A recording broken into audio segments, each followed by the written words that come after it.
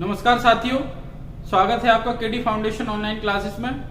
मैं एक बार आपके सम्मुख फिर से प्रस्तुत हूँ ज्योग्राफी के एक नए टॉपिक, एक नए वीडियो के साथ। आज का हमारा वीडियो है चट्टान, या जिसको इंग्लिश में बोलते हैं आप रॉक। ठीक है, चट्टान या सैलों का आज हम अध्ययन करेंगे, जिसको इंग्लिश में बोला जाता है रॉक। देखिए, चट्टानों के वैज्ञानिक अध्ययन को, चट्टानों या शैलों के वैज्ञानिक अध्ययन को क्या बोला जाता है? पेट्रोलॉजी या पेट्रोशास्त्र कहते हैं। ठीक है, तो आपकी बेसिकली चट्टानें तीन टाइप की होती हैं, एक आग्नेय चट्टान, एक अवसादी चट्टान और एक रूपांतरित या कायांतरित चट्टान। तो आज हम इन तीनों चट्टानों का अध्ययन करेंगे और यहाँ से जो जो सवाल आपके लिए महत्वपूर्ण हो सकते हैं, उन सब सारे सवालों को लेके हुए आज टॉपिक को अच्छे से कवर करते हैं। और आप इस वीडियो को जरूर अच्छे से देखिएगा, नोट्स मेंटेन करिएगा, या अदरवाइज मैंने कुछ पॉइंट्स लिखे हैं इंपॉर्टेंट, महत्वपूर्ण, इनके आप स्क्रीनशॉट लेते रहिए। ठीक है, चलिए शुरू करते हैं। मैंने क्या बताया कि चट्टानों को बेसिकली तीन भागों में डिवाइड किया गया है। आपकी प्रमुख चट्टानें कितने प्रकार की? तीन प्रकार की, आग्नेय, अवसादी और रूपांतरित। तो देखिएगा, हम पहली चट्टान देखते हैं, कौन सी? आग्नेय चट्टान, जिसमें मैंने लिखा है कि इसको प्राथमिक या मूल चट्टान भी कहा जाता है। क्या कहा जाता है? प्राथमिक या मूल चट्टान। अब सवाल है, इसको प्राथमिक या मूल चट्टान क्यों कहा गया? तो सोचिएगा, चूंकि ये प्राथमिक है इसलिए इसकी ये मूल चट्टान है, तो स्पष्ट है कि आपकी तीनों चट्टानों में जो चट्टान सबसे पहले निर्मित हुई, अर्थात प्रथम निर्मित चट्टान जो होगी वो कौन सी है? आग्नेय चट्टान। या तीनों प्रकार की चट्टानों में जो सबसे पहले चट्टान का निर्माण हुआ वह आग्नेय चट्टान थी, इसीलिए इसको प्राथमिक चट्टान कहते हैं। ठीक है, मूल चट्टान का मतलब क्या है कि आपकी जो बाकी की दो चट्टानें हैं, अवसादी और कायांतरित या रूपांतरित, ठीक है, तो वो चट्टानें भी किन चट्टानों से निर्मित हैं? प्रत्यक्ष या अप्रत्यक्ष रूप से इसी आग्नेय चट्टान से ही आपकी या तो अवसादी चट्टान बनी है या तो रूपांतरित चट्टान बनी। ऐसे देखिएगा थोड़ा सा, मान लीजिए ये आपकी कौन सी चट्टान है? आग्नेय चट्टान। ठीक है, तो इसी आग्नेय चट्टान से आपकी चट्टान का निर्माण होता है, किसका? अवसादी का। ठीक है, ध्यान से देखिएगा, बड़ा महत्वपूर्ण टॉपिक है, यहां से अक्सर सवाल आते हैं कि सबसे पहले जो आपकी चट्टान बनी कैसे बनी, अभी बताते हैं। ठीक है, जो सबसे पहले चट्टान बनी वो आग्नेय चट्टान थी, और आग्नेय चट्टान से किस चट्टान का निर्माण हुआ? अवसादी चट्टान का निर्माण हुआ। और तीसरी प्रकार की आपकी चट्टान कौन सी होगी? रूपांतरित, या इसी को बोलते हैं कायांतरित, रूप में परिवर्तन होता है इस चट्टान। तो देखिएगा, आग्नेय से आपकी अवसादी बनी, अब रूपांतरित, या तो रूपांतरित चट्टान अवसादी चट्टान से, अवसादी चट्टान में जब रूपांतरण होगा, उसका रूप परिवर्तन होगा, तो बन सकती है रूपांतरित चट्टान, या आग्नेय चट्टान से रूपांतरित चट्टान बन सकती। अर्थात आपने देखा, आपकी मूल चट्टान आग्नेय हो गई, इससे आपकी अवसादी बनी, और अवसादी का जब रूपांतरण होगा तो रूपांतरित चट्टान, और आग्नेय से भी क्या बन सकती है? रूपांतरित। और रूपांतरित चट्टान, ये रूपांतरित हुई, इसका भी पुनः क्या हो सकता है? रूपांतरण चट्टान हो सकता है। तो हम इन चीजों को देखते हैं, इन तीनों प्रकार की चट्टानों को देखेंगे। इनके उदाहरणों से अक्सर सवाल आते हैं कि निम्नलिखित में से कौन सा आग्नेय चट्टान का उदाहरण है, निम्नलिखित में से कौन सा अवसादी चट्टान का उदाहरण है। और कायांतरित और रूपांतरित से तो अक्सर सवाल आते हैं।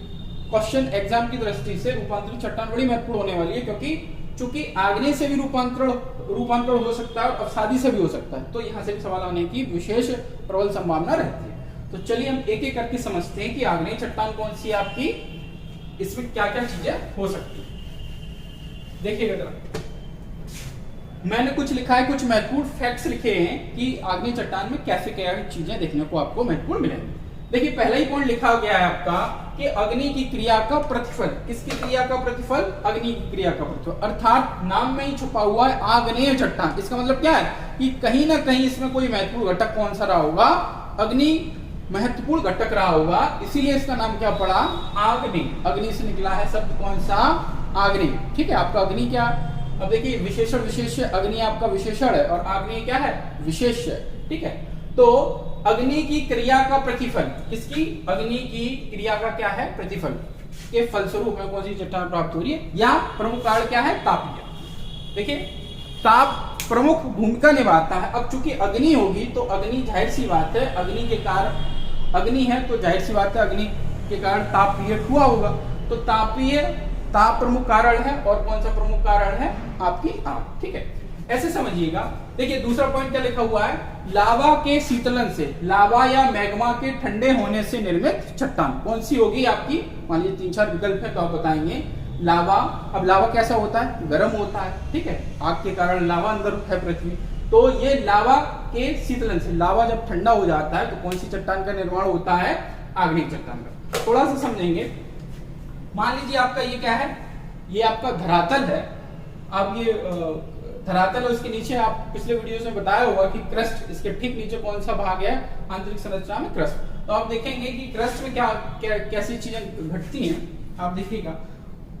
ये देखिए क्रस्ट में मैंने आपको बताया था ताप क्या बहुत अधिक है, घनत्व तो बहुत अधिक है, तो अधिक ताप के कारण जो पृथ्वी का क्या लिखा हुआ है? लावा, ठीक है।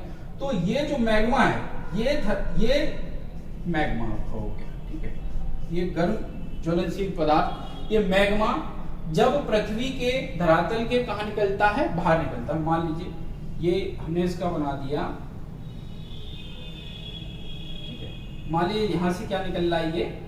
ये आपका निकला क्या? लावा, ठीक है। ये मैग्मा, देखिए एक मैग्मा जब तक धरातल के अंदर जो गर्म पदार्थ होता है उसको मैग्मा बोलते हैं। जैसे अब देखिए इस गर्म पदार्थ में बहुत सारी गैसें होंगी, धुआं होगा, ठीक है, जलवाष्प होगी, तो ये जब बाहर निकला तो आपकी जो गैसें वैसे उड़ गई, उसके बाद जो मटेरियल बचता है वो क्या, उसको बोलते हैं? लावा बोलते हैं। और ये लावा जब ठंडा हो जाता है, लावा के शीतलन से, जब ये लावा क्या हुआ आपका? ठंडा हुआ, तो ठंडा होने के बाद, उसके शीतल होने के बाद जो प्रथम चट्टान बनती है उसी का नाम क्या है? आग्नेय चट्टान, ठीक है। देखिए दूसरा पॉइंट लिखा हुआ क्या? कठोर शैल, ठीक है। अर्थात आपकी आग्नेय चट्टान कैसी शैल का उदाहरण? कठोर, चूंकि लावा है, लावा ठंडा हुआ। अब देखिए ये लावा, अभी देखिएगा, अब अभी आगे बताऊंगा, एक टाइप होता है इसका उदाहरण ग्रेनाइट और बेसाल्ट। जरूरी नहीं है कि ये लावा बाहर आगे ठंडा हो, ये लावा अंदर भी ठंडा हो सकता है, मैग्मा, ठीक है। अब बाहर जल्दी ठंडा हो जाएगा क्योंकि बाहर आने के बाद टेम्परेचर कम हो जाएगा, हवा का प्रभाव होगा, ठीक है, तो जल्दी ठंडा हो जाएगा। ये लावा अंदर भी ठंडा हो सकता है और आपका बाहर भी ठंडा हो सकता है, ठीक है। दोनों आग्नेय के ही रूप हैं। अभी आपको आगे जब ग्रेनाइट और बेसाल्ट पर चर्चा करेंगे तो आपको समझ में आएगा। तो चूंकि लावा कठोर होता है, इसलिए किस शैल का उदाहरण है? लावा गर्म होने के बाद यदि ठंडा होता है तो वो कठोरता होती है, इसलिए उसको कठोर शैल, इसकी विशेषता है कि कठोर शैल, ठीक है। जीवाश्म है, अक्सर सवाल आता है कि निम्नलिखित में से किस चट्टानों में जीवाश्मों की प्राप्ति होती है? तो याद रखिएगा कि कम से कम आग्नेय चट्टान में तो जीवाश्म नहीं मिलेंगे। अब देखिए लावा है, बहुत अधिक ताप, बहुत अधिक है, आग है, तो इस लावा और अधिक ताप में जीवाश्म का बचना संभव ही नहीं है, पॉसिबल ही नहीं कि उसमें जीवाश्म की, जीवों के अंशों की प्राप्ति हो सके। यदि जीवाश्म उसमें होंगे भी तो क्या हो जाएंगे? वो आग बन जाएंगे, लावा का रूप ले लेंगे, ठीक है। तो कुल मिला के ये जीवाश्म रहित का उदाहरण होगा। जैसे आपके जितने जीवाश्मी पदार्थ हैं वो सारे किस चट्टानों में देखने को मिलेंगे? आपके अवसादी चट्टानों। तो जीवाश्म इसमें रहित है तो अवसादी चट्टानों आप देखेंगे कि जीवाश्म सहित हो जाएगा, जीवाश्म युक्त हो जाएगा। अवसादी चट्टानों किसका उदाहरण हो जाएंगे? जीवाश्मों के, लेकिन हम किसकी बात कर रहे हैं? आग्नेय की। तो आपका पॉइंट क्या हुआ? जीवाश्म रहित, ठीक है, याद रखिए। अगला महत्वपूर्ण पॉइंट देखेंगे, धात्विक खनिजों की प्रधानता।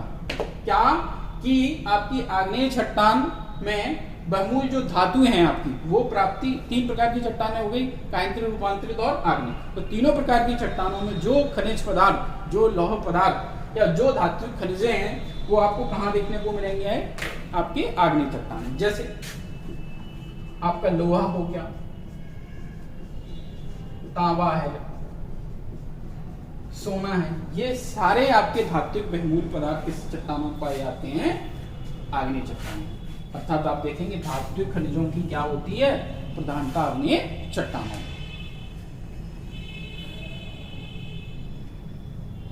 दूसरा पॉइंट देखेंगे, अगला पॉइंट ग्रेनाइट चट्टान। देखिए अक्सर आते हैं कि ग्रेनाइट निम्नलिखित में से किस चट्टान का उदाहरण है? तो आप बताएंगे आग्नेय चट्टान के ही उदाहरण हैं ग्रेनाइट और आपके बेसाल्ट। ग्रेनाइट पत्थर से परिचित होंगे आप, बड़ा अच्छी किस्म का सुंदर बहुमूल पत्थर होता है ग्रेनाइट। इमारतों में लोग फर्श पर इसका यूज करते हैं ग्रेनाइट पत्थर का। तो ये ग्रेनाइट और बेसाल्ट किसके उदाहरण हैं? आग्नेय चट्टान, ठीक है। अब देखिए मैंने कुछ विशेषताएं लिखी हैं कि ग्रेनाइट और बेसाल्ट में मुख्यतः क्या अंतर होता है। आप देखेंगे ग्रेनाइट की प्रकृति कैसी होती है? अम्लीय, या हम कह सकते हैं जो अम्लीय आग्नेय चट्टान होगी वो किसका उदाहरण होगा? ग्रेनाइट का। तो ग्रेनाइट की विशेषता कैसी होती है? अम्लीय होती है। अम्लीय क्यों होती है? क्योंकि इसमें सिलिका की मात्रा क्या होती है? अधिक। अम्लीय प्रकृति सिलिका की अधिकता होती है, इसलिए इसको अम्लीय बोलते हैं। और अम्लीय जो आग्नेय चट्टान है, किसका उदाहरण है? आपका ग्रेनाइट का उदाहरण। कणों का आकार कैसा होता है? बड़ा। ग्रेनाइट के कणों का आकार क्या होगा? बड़ा। देखिए अगला पॉइंट देखेंगे, सिलिका की अधिकता है, लोहे की अधिकता है, सॉरी सिलिका की तो अधिकता है, लेकिन आपका लोहा और मैग्नीशियम इसमें क्या होगा? थोड़ा सा कम होगा। बशर्ते बेसाल्ट। देखिए लोहा होता है ये सब इसी में आएगा, आग्नेय चट्टान में, लेकिन आग्नेय में भी जो ग्रेनाइट होगा उसमें लोहे की, फेरस की क्या है? कमी है। ठीक है, चलिए थोड़ा सा ऐसे देखिएगा इसको।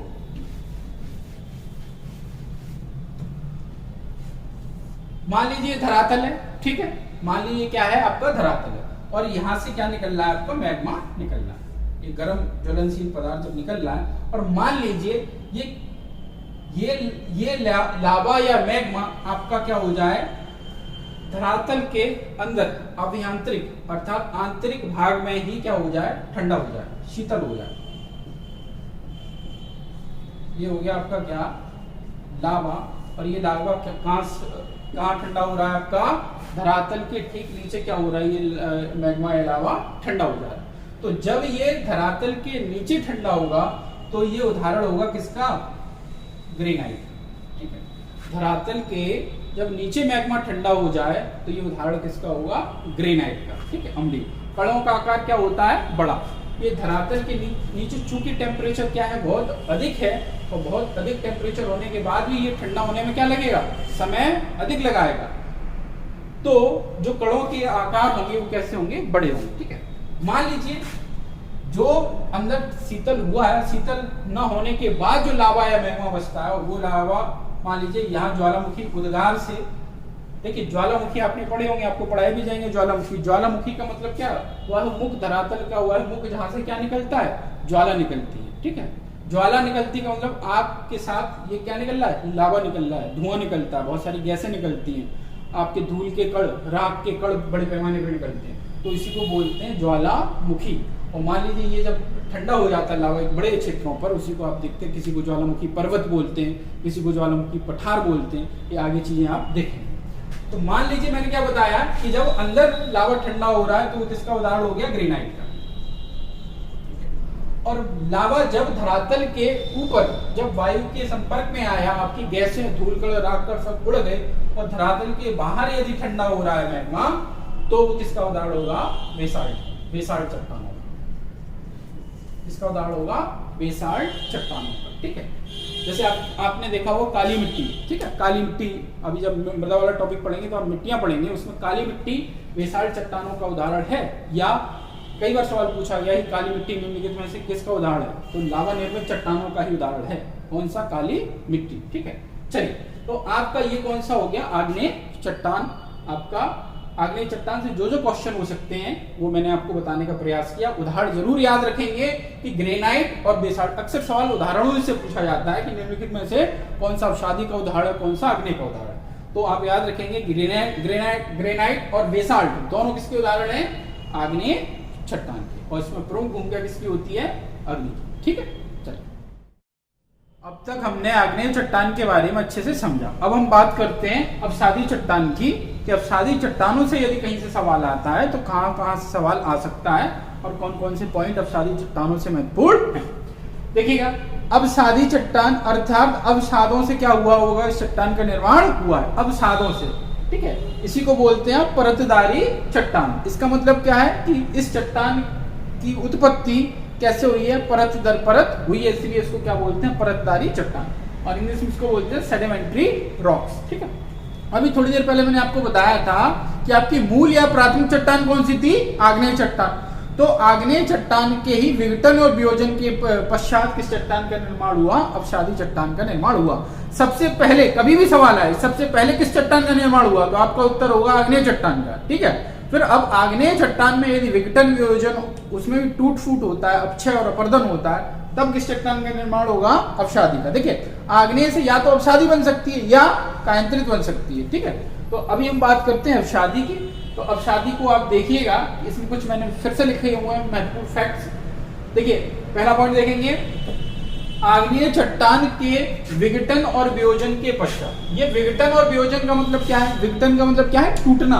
अर्थात आपने देखा था कि ज्वालामुखी से यदि लावा निकला, वो शीतल हुआ, ठंडा हुआ, तो आपकी आग्नेय बनी। अब उस आग्नेय चट्टान में भी क्या हो जाए, अधिक ताप के कारण, दाब के कारण, वर्षा के कारण, वायु के कारण, किसी भी कारण यदि क्या होता है, विघटन, अर्थात आग्नेय के अणु क्या होते हैं, आग्नेय चट्टान के अणु यदि आपस में टूटते हैं, विघटित होते हैं या वियोजित होते हैं, आप समझ सकते हैं विघटन का मतलब टूटना, अणु कैसे हो रहे हैं, टूट फूट रहे हैं। तो आग्नेय चट्टान के विघटन और वियोजन के पश्चात बचे शेष अवशेष से, जो शेष अवसाद बचता है आग्नेय की टूट फूट के बाद, जो कुछ बचा कुचा जो शेष अवसाद बचा, उससे निर्मित चट्टान को हम क्या बोलते हैं, अवसादी चट्टान बोलते हैं। अवसादी मतलब शेष जो कुछ बचा कुचा है आग्नेय चट्टान के टूटने के फलस्वरूप, उसी से अवसादी चट्टान का निर्माण हो। दूसरी बात क्या याद रखना है कि इस चट्टान की उत्पत्ति कैसी हुई, परत दर परत। मान लीजिए पहले एक लेयर बिछी, एक परत का निर्माण हुआ, फिर इसके ऊपर फिर कोई दूसरी परत आई, तीसरी परत, ठीक है, स्वभाव एक सा ही होगा, लेकिन परत दर परत, पहले एक परत बनी होगी, उसके ऊपर फिर दूसरी लेयर। जैसे आप देखते हैं, मान लीजिए वायु उड़ती है, वायु अपने साथ बालू उड़ा के लाती है। अभी आप लोहेश का मैदान देखेंगे, एक लोहेश का मैदान है, तो ये उदाहरण किसका है, बालू से। बालू अपने साथ, हवा अपने साथ बड़े पैमाने पर बालू एक स्थान से उड़ा के, या किसी भी चीज को, मृदा को उड़ा के ले गई एक स्थान से दूसरे स्थान, तो वहां क्या होगा, मान लीजिए बालू बिछ गई, रेगिस्तान में आपने देखा होगा बालू बिछ गई, अब दोबारा हवा चली, कुछ बालू फिर से उड़ के आई, उसके ऊपर बिछ गई या मृदा बिछ गई। तो इस प्रकार परत, एक परत बनी, उसके ऊपर दूसरी परत, से तीसरी परत, चौथी परत, तो परत दर परत इन चट्टानों का निर्माण हुआ, किसका, अवसादी का। ठीक है। दूसरा, अपक्षय और अपरदन की प्रमुख भूमिका होती है किस चट्टान के निर्माण में, अवसादी में। जैसे अग्नि क्रिया या ताप प्रमुख भूमिका निभाता आग्नेय के निर्माण में, वैसे ही अपक्षय या अपरदन की क्या होती है, प्रमुख भूमिका होती है। ये अपक्षय का मतलब क्या है, अपक्षय का मतलब समझिएगा, कोई मान लीजिए चट्टान है, कोई पत्थर का टुकड़ा है, ये क्या हो जाए, वियोजित हो जाए, टूट फूट जाए, तो ये क्या है, अपक्षय। मान लीजिए किसी भी चट्टान के टुकड़े को आपने क्या कर दें, तोड़ दें, इसका मतलब क्या है, अपक्षय, उस क्षय हो गया उसका ना। अपक्षय, अपरदन, अपरदन का मतलब क्या, मान लीजिए ये मूल चट्टान थी, इससे अपक्षय हुआ, इसमें टूट फूट हुई और इसके टुकड़े इधर उधर क्या हुए, बिखर गए।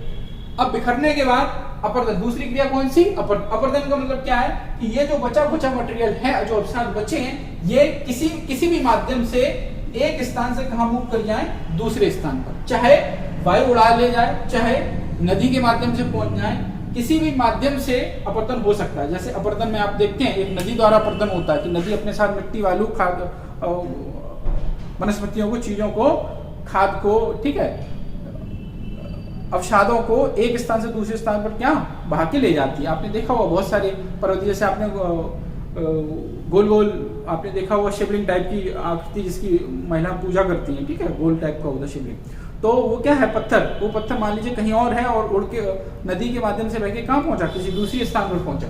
तो कुल मिलाकर चट्टान का पहले अपक्षय हो रहा है, अपक्षय के बाद उसका क्या होगा, अपरदन, मतलब इस स्थान से यहाँ पे भी हो सकती है, मान लीजिए अपक्षय हुआ और यहाँ पे भी इस चट्टान का निर्माण हो सकता है अवसादी का। लेकिन अपक्षय के अलावा क्या हो सकता है कि जो कुछ बचा कुचा है वो या तो वायु द्वारा उड़कर या जल के माध्यम से किसी भी मार्ग से एक स्थान से दूसरे स्थान पर मूव कर जाए, उसे क्या बोलते हैं, अपरदन। तो अपक्षय अपरदन की प्रमुख भूमिका होती है इसमें, और किसकी होती है, विघटन और वियोजन की। ठीक है। दूसरी बात देखेंगे, ये चट्टान में सबसे महत्वपूर्ण, ये चट्टान कैसी होती है, अवसादी चट्टान या परतदारी चट्टान या सेडिमेंट्री रॉक्स जीवाश्म युक्त होती है, अर्थात इसमें जीवाश्म देखने को मिलेंगे, जंतु और वनस्पतियों के अवसाद देखने को आपको मिलते हैं, किसमें, जीवाश्म चट्टान। चूंकि परत दर परत एक निश्चित, एक काफी दीर्घ काल में इसका निर्माण होता है, तो इसमें क्या होगा, जीवाश्मों की उपलब्धि या उपलब्धता प्राप्ति हो सकती है। ठीक है। तो ये अभी देखिए, थोड़ी देर पहले आपने देखा था कि जो आपकी आग्नेय चट्टान थी वो कैसी थी, जीवाश्म रहता था, उसमें किसी प्रकार की जीवाश्म की प्राप्ति नहीं होती थी। दूसरी बात बताया मैंने, कैसे निर्माण हुआ है, परत दर परत। अगली बात, खनिज तेल की प्राप्ति। आपका जितना पेट्रोलियम पदार्थ है, कोयला, डीजल, पेट्रोल, ठीक है, जितने भी आपके खनिज पदार्थ हैं, नमक है आपका, ठीक है, खनिज का मतलब खानों से निकलने वाली चीजें, तो आपके पेट्रोलियम, ये सवाल आता है कि पेट्रोलियम पदार्थों की प्राप्ति, ठीक है, या डीजल की प्राप्ति या पेट्रोल की प्राप्ति निम्नलिखित में से किन चट्टानों से होती है, तो आपका उत्तर होगा कि पेट्रोलियम पदार्थों की प्राप्ति आपकी अवसादी चट्टानों से होती है, परत दर परत निर्माण हुआ है परतों का। अब आप देखेंगे तेल है, ऑयल है, मान लीजिए परत दर, अब देखिए ये परत, एक परत बिछी हुई, इसके ऊपर दूसरी परत बिछी हुई है, इन्हीं परतों के बीच में, परतों के नीचे क्या आपको मिलता है? खनिज तेल, पेट्रोलियम या कुएं, पेट्रोलियम के कुएं, आप पेट्रोल और डीजल जब निकालते हैं, एक मतलब गाढ़ा सा पदार्थ होता है कीचड़ नुमा, जिसको पेट्रोलियम पदार्थ बोलते हैं, उसका शोधन और परिशोधन द्वारा उससे कहीं डीजल की प्राप्ति होती है, कभी पेट्रोल की प्राप्ति होती है, कभी केरोसिन की प्राप्ति होती है, मिट्टी के तेल की। ठीक है, तो ये खनिज तेल की प्राप्ति किन चट्टानों से होगी? याद रखिए ये सब सवाल है। खनिज तेल की प्राप्ति किन चट्टानों से होगी? अवसादी चट्टानों से। कुछ उदाहरण देखते हैं प्रमुख, इसके कौन कौन से उदाहरण हो सकते हैं जहां से सवाल आते हैं। जैसे कोयला, कोयला भी क्या है? खानों से निकलता है, तो जाहिर सी बात है खनिज पदार्थ हुआ, अभी बताया था खनिज पदार्थों की प्राप्ति होगी यहाँ से। तो कोयला आपका किसका उदाहरण है? कोयला आपका जीवाश्म पदार्थ भी है। ठीक है, जीवाश्मों से निर्मित है कोयला, जीव जंतुओं के अवशेषों से। कोयला टॉपिक आप अलग से पढ़ेंगे, कोयले के प्रकार वगैरह वगैरह। तो अभी हम देखेंगे कि कोयला किसका उदाहरण है आपका? अवसादी का, आग्नेय का नहीं। आग्नेय में आपने ग्रेनाइट और बेसाल्ट दो ही उदाहरण देखे थे। देखिए कोयला, चूना पत्थर, ये उदाहरण देखिएगा, कभी कभी उदाहरण से पूछ लेते हैं। और अगला सवाल क्या हो सकता है आपका? रूपांतरित चट्टानों से हो सकता है कि किसका किसमें रूपांतरण होता है, उसको अभी हम फिगर बना के देखेंगे। तो कोयला उदाहरण हो गया आपका अवसादी चट्टान का चूना पत्थर। ठीक है, चूना पत्थर, बलुआ पत्थर, ये सब उदाहरण है किसके? अवसादी चट्टान के। बलुआ पत्थर या बालुका पत्थर, बलुआ पत्थर से बहुत सारी इमारतों का निर्माण होता है। ठीक है, सैल आपका किसका उदाहरण हो जाएगा? अवसादी चट्टान का। चीका मिट्टी, ठीक है, मिट्टी जब चिकनी हो जाए उसमें बालू की मात्रा हो, तो चीका मिट्टी भी किसका उदाहरण है? अवसादी चट्टानों का उदाहरण है। जिप्सम, सैल खड़ी बोलते हैं उसको। ठीक है, खड़िया, खड़िया मिट्टी, खड़िया का, देखिए जब चूना उदाहरण किसका हो गया? अवसादी का उदाहरण हो गया या परतदारी का उदाहरण हो गया, तो ये चूना ही होता है खड़िया में। या आपने चौक, बच्चे स्कूल्स में, कॉलेज में चौक का यूज होता है बच्चों के लिए, या और प्राचीन और पहले के टाइम देखिए खड़िया का यूज होता था स्कूलों में, प्राइमरी में या छोटे स्तर पर। तो खड़िया व्हाइट कलर का गोल गोल पदार्थ से लिखते थे ब्लैक बोर्ड पर। ठीक है, तो खड़िया भी किसका उदाहरण है? खड़िया मिट्टी, चीका मिट्टी, चूना पत्थर, चौक, जिप्सम, नमक की चट्टान, ये सब उदाहरण है किसके? आपके अवसादी चट्टान के। लोइस और मोरेन, दो बातें लिखी है मैंने, लोइस का मैदान और मोरेन। याद रखेंगे, अभी मैंने बताया था अपरदन क्रिया की भूमिका होती है इसमें, अर्थात आप देखेंगे अपरदन द्वारा वायु उड़ा के एक स्थान से, देखिए वायु, अभी बताया था कि वायु के माध्यम से, वायु अपरदन द्वारा, वायु अपरदन, तो वायु अपरदन द्वारा जब एक स्थान की वायु उड़ाकर दूसरे स्थान पर ले जाई जाए और वहां पर बिछा दी जाए अवसाद में परत दर परत, तो किस उसी का उदाहरण होता है लोइस। लोइस का मैदान किसका उदाहरण है? बालू का उदाहरण है। बालू का बड़ा सा रेगिस्तान मैदान है लोइस का। दूसरी बात, कौन सी क्रिया? वायु के अपरदन द्वारा। मोरेन, हिमानी अपरदन होता है इसमें, हिम की नदियां अर्थात नदियों के द्वारा। ठीक है, नदी भी बहुत सारी चीजों को भाकर एक स्थान से दूसरे स्थान पर ले जाती है। तो हिम नदी द्वारा मोरेन आकृति का निर्माण होता है, और लोइस का जो निर्माण होगा वो किस? वायु के अपरदन द्वारा। कुल मिला के ये सब उदाहरण किसके हो गए? अवसादी चट्टान। देखिए एक बात और आपकी बड़ी महत्वपूर्ण लिखी है, भूपरटी के या भूपृष्ठ के 75% भाग पर प्राप्ति होती है किन चट्टानों की? अवसादी चट्टानों की। ठीक है, कभी सवाल आया आपका आग्नेय चट्टान, अवसादी चट्टान और कायंत्रित चट्टान, इन तीनों चट्टानों में सर्वाधिक प्राप्ति प्रतिशतता के आधार पर या मान लीजिए मात्रा के आधार पर सर्वाधिक प्राप्ति किन चट्टानों की होती है? भूपट्टी में, क्रस्ट में आपकी अवसादी चट्टान। भूपृष्ठ के या भूपट्टी के 75% भाग पर प्राप्ति और बाकी के 25% भाग पर अन्य चट्टानों की प्राप्ति होगी।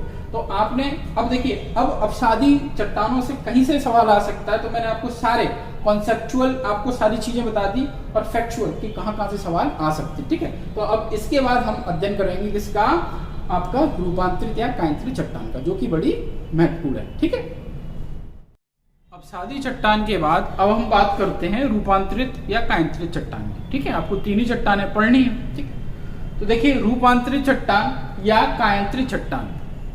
रूपांतरित चट्टान का मतलब क्या है कि रूप में क्या हो रहा है? परिवर्तन, अंतर आ रहा है, रूपांतरण। ठीक है, रूप में क्या आ जा रहा है? अंतर, अभी देखिए रूपांतरित चट्टान बनेगी किससे, या तो आग्नेय से बनेगी या अवसादी से बनेगी। लेकिन बेसिकली इसमें क्या होगा, या तो आग्नेय का रूप परिवर्तन होने वाला है या अवसादी का रूप परिवर्तन होने वाला है। ठीक है, तो वही लिखा हुआ है रूपांतरित चट्टान या कायांतरित। कायांतरित का मतलब क्या है, काया। काया आपको पता है कि काया क्या हो रही है, बदल जाएगी इन चट्टानों की। ठीक है, कुछ थी आग्नेय थी या अवसादी थी, उनसे बन क्या कुछ नहीं। जैसे चूना है, ठीक है, अब चूना से क्या बन जा रहा है, संगमरमर बन गया, तो क्या हो गई उसकी काया, चूने का जो रासायनिक संगठन है वो कुछ और है और संगमरमर का कुछ और होने वाला है। ठीक है, तो आप याद रखिएगा रूपांतरित चट्टान या कायांतरित चट्टान का मतलब क्या है कि या आग्नेय से या अवसादी से, इन दोनों चट्टानों में किसी भी कारण से क्या हो जाए, रासायनिक उनकी जो मूल संरचना है, आग्नेय और अवसादी की जो मूल संरचना है, उस मूल संरचना में किसी भी कारण से क्या हो जाए, उनका जो रासायनिक संरचना है वो क्या हो जाए, परिवर्तित हो जाए। तो परिवर्तन के फलस्वरूप जो आपको चट्टान देखने को मिलेगी वो कौन सी है, रूपांतरित। काया इसमें क्या होगी, काया बदल गई, मतलब कुछ से कुछ बन गया। ठीक है, तो काया में, काया आप जानते हैं, काया में क्या आ गया, परिवर्तन आ गया। ठीक है, तो इसको इंग्लिश क्या बोलते हैं, मेटामॉर्फिक सेल्स। ठीक है, अभी देखिए मैंने बताया भी होगा, फिर से देख लीजिएगा कि या तो कोई चट्टान क्या हो सकती है, आग्नेय हो सकती है, या क्या हो सकती है, अवसादी हो सकती है। ठीक है, या क्या हो सकती है, आपकी रूपांतरित हो सकती है।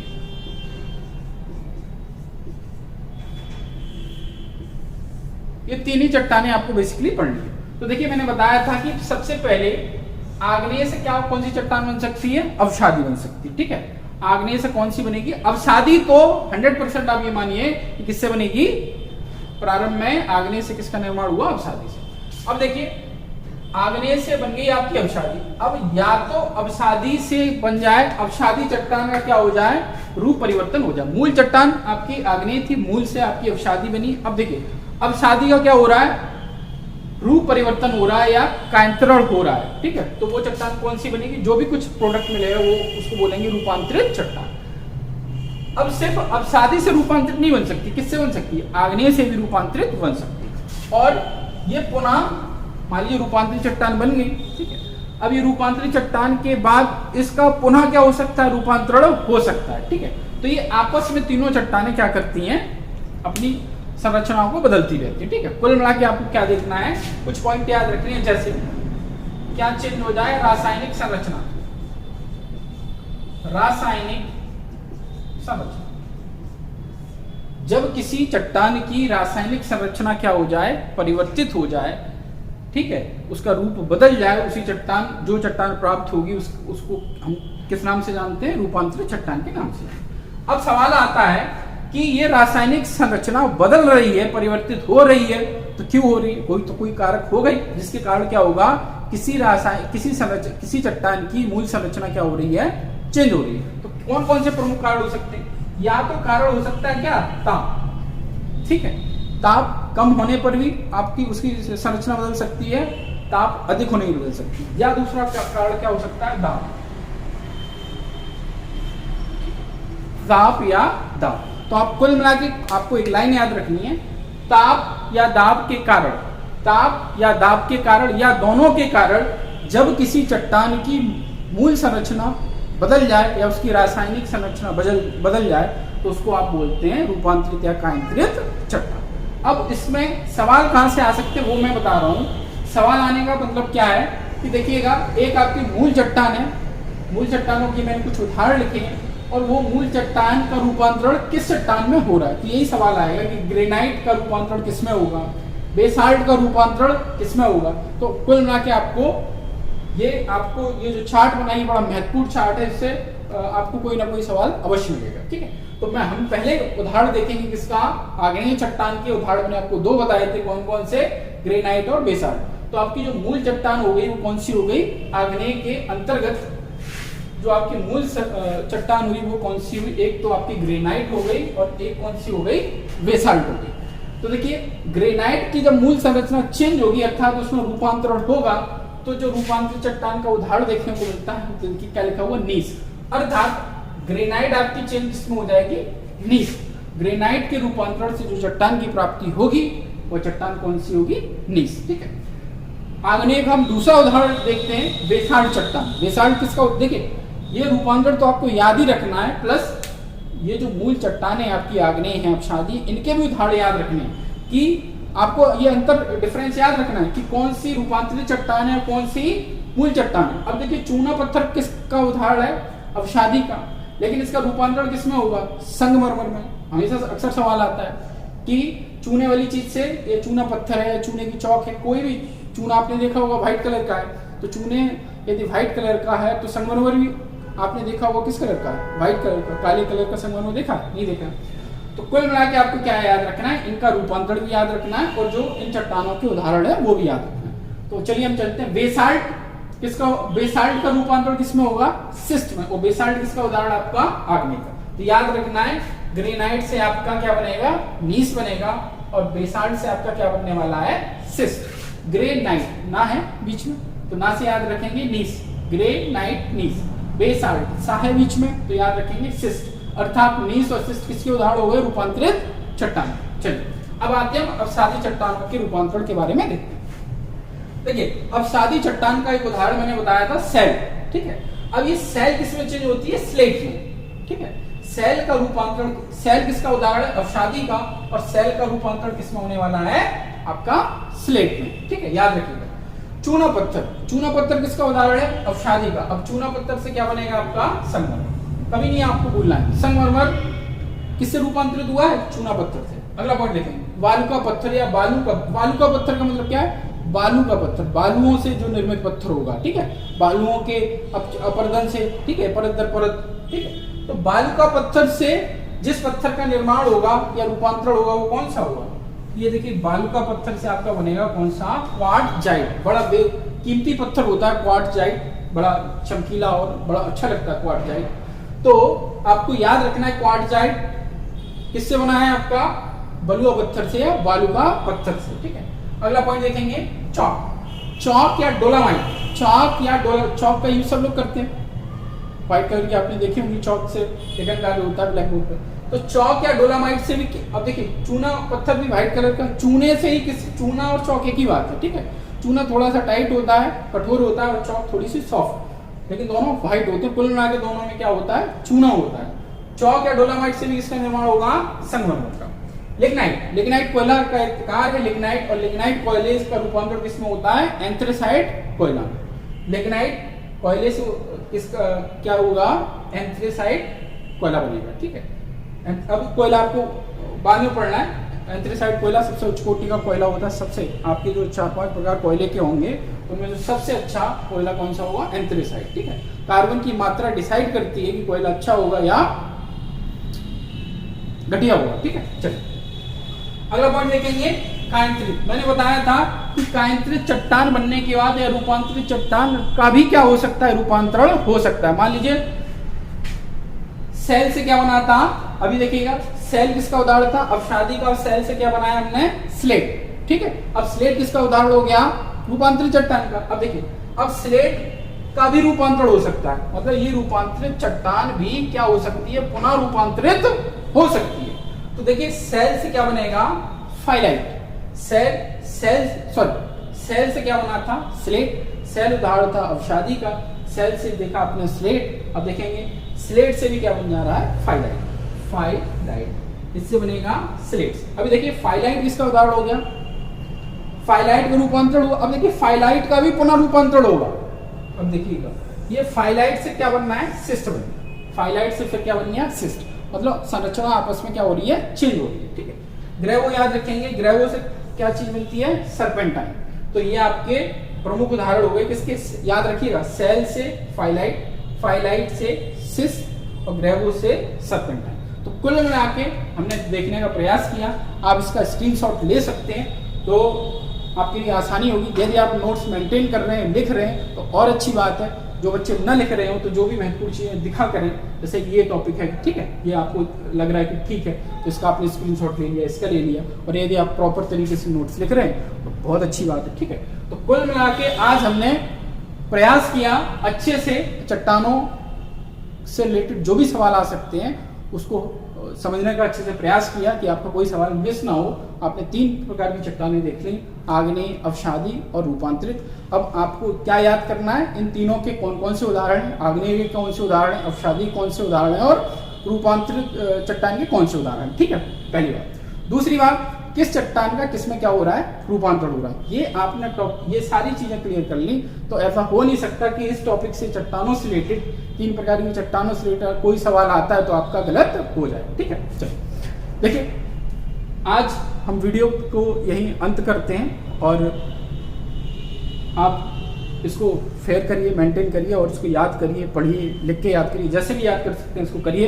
एक बार वीडियो देखा, ना समझ में आया हो तो उसको दोबारा देखिएगा। ठीक है, चलिए, फिर वीडियो आपने देखा इसके लिए आपका बहुत बहुत धन्यवाद। और वीडियोस आपको निरंतर प्रोवाइड किए जा रहे हैं, अच्छी क्वालिटी, अच्छे कंटेंट के साथ दिए जा रहे हैं और आपको निःशुल्क यदि वीडियोस मिल रहे हैं तो आप उसका लाभ उठाएं और अन्य लोगों तक वीडियो को पहुंचाने का प्रयास करें। अपनी फ्रेंड सर्किल में जितना अधिक शेयर कर सकते हैं इन वीडियोस को तो शेयर करें, ताकि क्या हो, अन्य छात्रों तक इसकी पहुंच हो सके और उनको भी कुछ फायदा हो, आपको भी फायदा हो और संस्था का भी कुछ फायदा हो। ठीक है, फिर मिलते हैं किसी नेक्स्ट वीडियो में। वीडियो को लाइक, शेयर और सब्सक्राइब करना बिल्कुल ना भूलें। ठीक है, चैनल को अवश्य सब्सक्राइब करें और बेल आइकन को जरूर दबा लें ताकि लेटेस्ट नोटिफिकेशन आप तक पहुंचते रहे। ठीक है, फिर मिलते हैं किसी नेक्स्ट वीडियो में। Okay, thank you.